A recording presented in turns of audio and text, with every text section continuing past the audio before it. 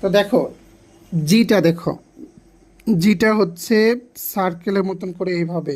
দেখো আমি আবারও দেখাচ্ছি, সার্কেলের মতন করে এটা একটু উপর থেকে এর মতন করে, এটা নিচ থেকে এইভাবে।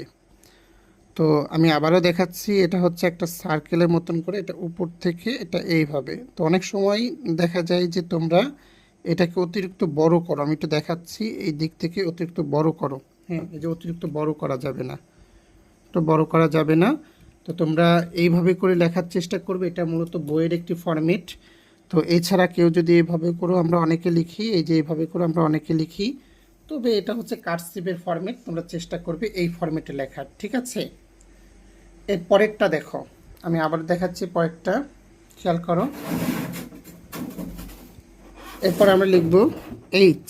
দেখো এটা উপর থেকে শুরু করে এইভাবে করে সবসময় মিডিল কেসে রাখবে, এটা এই যে এটা এই বরাবর রাখবে। তো আবার খেয়াল করো, এইচ এইভাবে করে, ঠিক আছে। লেখো,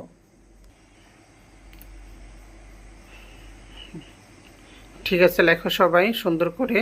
হাজি কারেক্ট লেখো, অনেকের হয়ে যায় দ্রুত, লিখতে হবে।